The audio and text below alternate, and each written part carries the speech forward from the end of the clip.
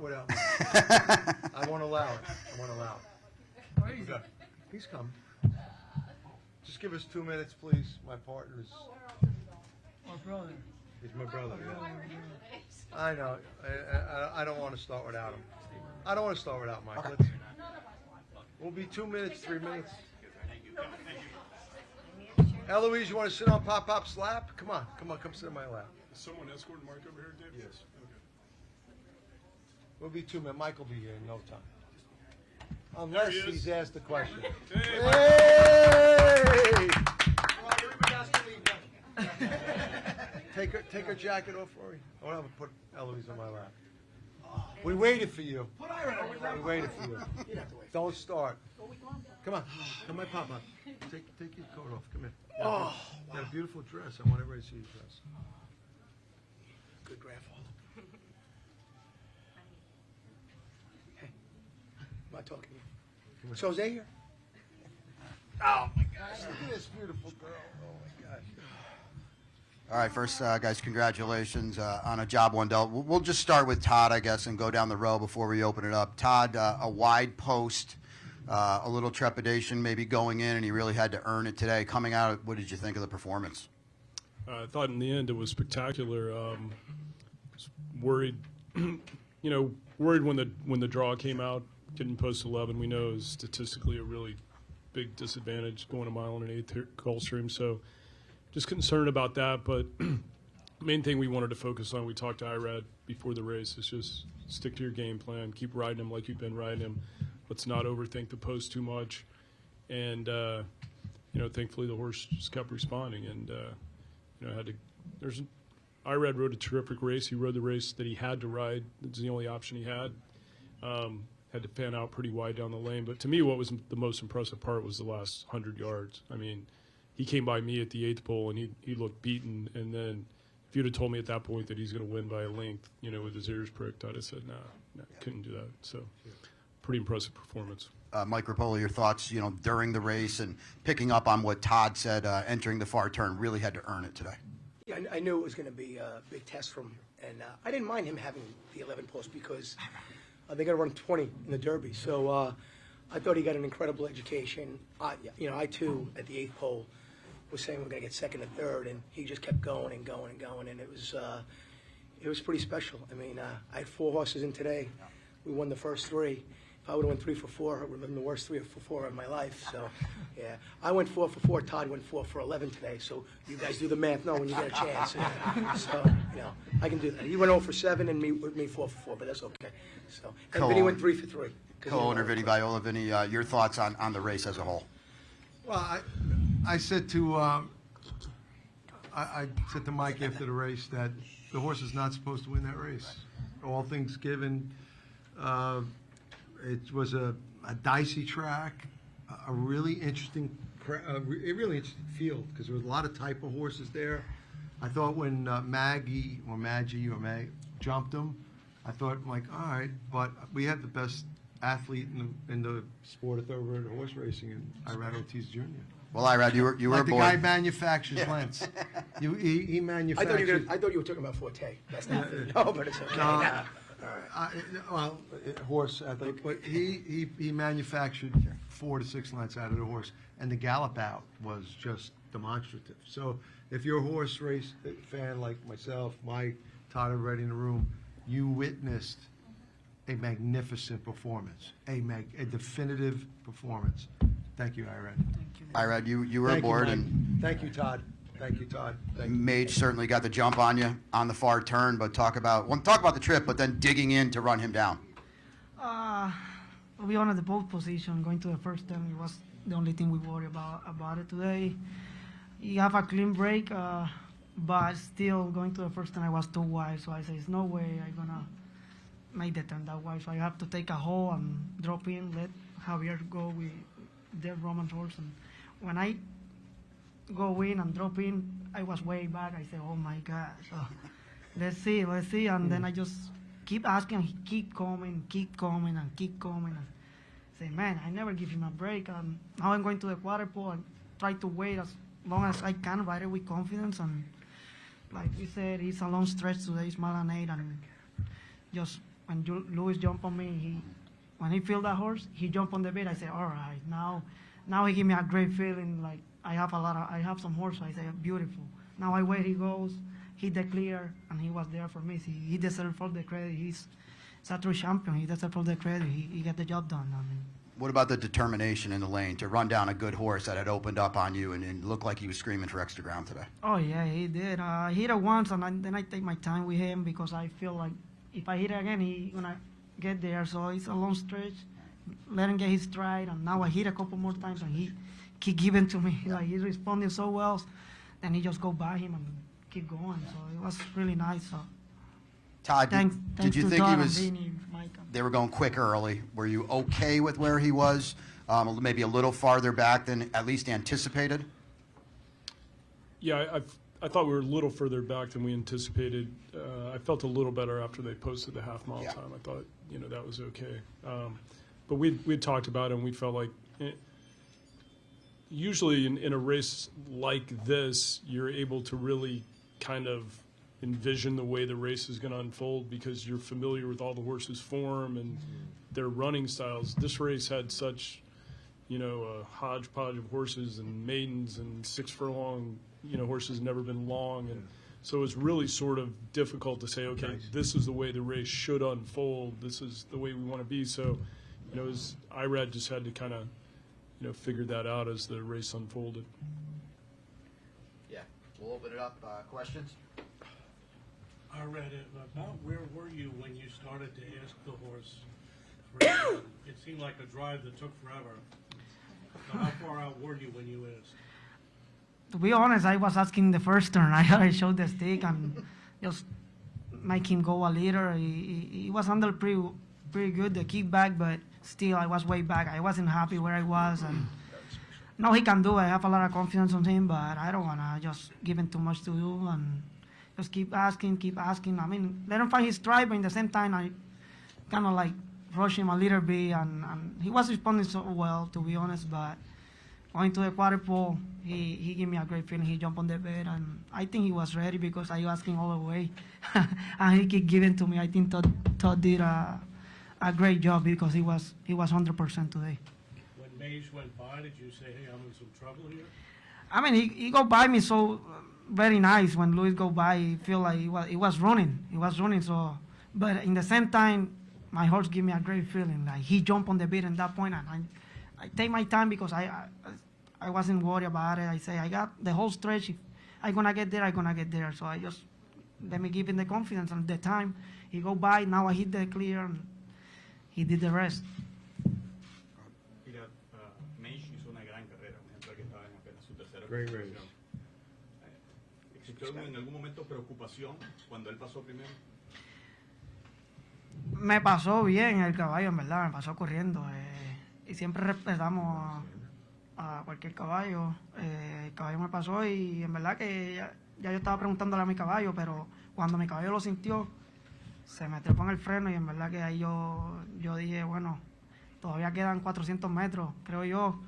So, tengo el tiempo para llegar, so, me cogí el tiempo y no me desesperé, y cuando lo saqué al claro que ya estaba clear, que el caballo me aclaró, lo agité al claro y el caballo me respondió súper bien cuando le pregunté el máximo. ¿Ha sido esta la carrera más exigente para Forte? Yo creo que sí, yo creo que es una de ellas, sin duda alguna, con el punto de partida y la manera que la carrera se desarrolló. Si el caballo no estaba 100%, que el entrenador Top Fletcher hizo el trabajo, que una persona que merecen crédito es el caballo y él, que lo tiene ready. Creo que era imposible que hubiera llegado de la manera que él lo hizo, todo lo que tuvo que pasar en la carrera para que él ganara, en verdad que tenía que estar al 100%. Okay, the question was that if the race was, this was the Forte's hardest race, and Irad said yes, that given the chances, it was his hardest race, and he did everything, Forte did everything that Irad asked him to do, and he definitely have to thank Todd, because he knows that with the skills that Todd has taught him, Forte give everything. And the other question that you did was that About Mage. that, okay, when you saw Mage, were you concerned? And your answer, if I'm not mistaken, were that yes, a little bit. But when you asked Forte to run, he responded, and you knew that he had what it takes. Si alguien tiene alguna otra pregunta en español, para cualquiera de los tres, yo la puedo traducir. Anyone have any questions in Italian? Actually, I also speak Italian, so you are welcome if you wanna. Michael. Sí, ¿cómo está? Your biggest challenge with Forte in the road to the Triple Crown right now. Michael Poole. Question was for Todd Pletcher, the biggest challenge for Forte towards a Triple Crown. I would say probably checking with AT&T and see if I can extend my telephone hours with, because I'm pretty sure that Mike might be checking in every once in a while. I'm actually going to move in for 5 weeks, so we're going to be okay. And Tracy's moving in with Maria, so it's going to work out well. Todd, is the difficulty of this race a good thing heading Great. into the Derby or a cause for concern? For Todd Pletcher. You know, right now I think there's a lot of great things that happened today that are going to help us move forward. You know, it was a crowded paddock. It was a loud fans in the paddock. A very extended post parade. You know, a lot of things that you know worry you as it's playing out. But you know, we're obviously going to encounter all of that at Churchill. So I think the way that he handled all that. He got on his toes, but in a good way, and you know, maintained his composure. So I think all of that was good. As far as having a harder race than he had in the Fountain of Youth, you know, everyone has different theories about that. Some people think you need a hard race before the Kentucky Derby. For me, I'll always take the easiest way. But you know, we got 5 weeks. I just hope that the next 5 weeks are as good as the last 5 months have been for him. Todd, talk a little bit about that, the preparation to get here. Not really anything went drastically wrong to get, you mapped out a plan, it worked out perfectly. You know, from your 2-year-old champion season to now 3 in the Florida Derby, really didn't miss a beat on the way here. No, I mean, it's, you know, it's one of those rare situations where, you know, as a trainer, you kind of lay out an idea of how you want to prepare a horse for a certain schedule, and usually you're going to have to call some audibles along the way, either, you know, even with rain in the forecast or something. But literally, you know, the training chart that I laid out when he came back in, literally every day has gone according to plan. So hopefully that can continue. Vinny, you've won the Kentucky Derby before. I'll ask both of you. You've experienced it before, and your thoughts moving forward now with a horse that, you know, all things being equal, is the favorite. And have you and Mike talked about, you know, what that could mean to the both of you? I know you've partnered up together for a lot of nice horses, but It would mean everything and more than any other championship. You get it, right? We're never satisfied. We want to win all the time. But Anthony Bonomo is phenomenal human, just family. Mike is family. I'm just very blessed. I mean, Mike manages our horses. He's a phenomenal horseman. He's got him, Todd, and Irad are like, like one piece of metal. So I want to thank all three of you guys very sincerely. I am actually, I probably shouldn't say this, but I feel more comfortable going into this Derby than the last one. I don't know why. But I just Because you're not nervous. Yeah, I'm not nervous. Yeah, I felt very confident. The horse ran today like you would expect, and quite frankly, you would hope on the difficult conditions. And so we have everything to be very optimistic about going May. Now, having said that, I think there's going to be a lot more people coming down to Kentucky than I expected. So, but I want the horse to win the Kentucky Derby for Mike much more than I want the horse to win the Kentucky Derby for me and my family. Yeah. And, you know, for me, I remember when Vinny and Anthony won that Kentucky Derby with Always Dreaming, and then Todd also had Johnny on that. I thought that was really, really special. And, you know, I said in a podcast this week, I felt like I owned a piece of Always Dreaming. I had heart-held equity in the horse, and it was really a big thrill. And Vinny has always said that, and Teresa, Mike, I want to win this next Derby so bad for you. and I know he means it. And, you know, Vinny, Teresa, me, Maria, it's a great partnership. I mean, Vinny puts a lot of faith and trust in my relationship with Todd and me working with Todd. And for someone who spends that much money with me to have that trust, and I think there's two people that take that really serious. It's me, and Todd treats our money like it's his money. And we have that relationship, and I think, you know, Todd and I, this was the first race in a while. I've seen this guy more nervous than me. I didn't think it was possible. So when I see Todd that nervous, it means he feels like this is really, really special. And this guy has been blessed with, you know, 150 grade one champions, and you'd love to have one of them. And, you know, I think that this, when I talk to Todd, knowing him for 15, 16 years, I think he, in his heart, he thinks that this one has a shot to be, you know, in that top 1% of those 150. So it's pretty special. And so when he gets nervous, I get nervous. Vinny has been hysterical because he's just like, calm, I knew it, no problem, I'm feeling good. And, you know, telling me and Todd, oh, you know, we're sweating here, but he's feeling confident. And actually, you know who's even more confident than him? The little guy at the end, Irad. Holy cow. I mean, he comes in the paddock, don't worry, I know what I'm doing, I got it, don't worry, don't worry. I mean, so, I mean, he look, I mean, we don't have to tell him anything. I mean, he just, right now, he's just, honestly, and I love so many jockeys.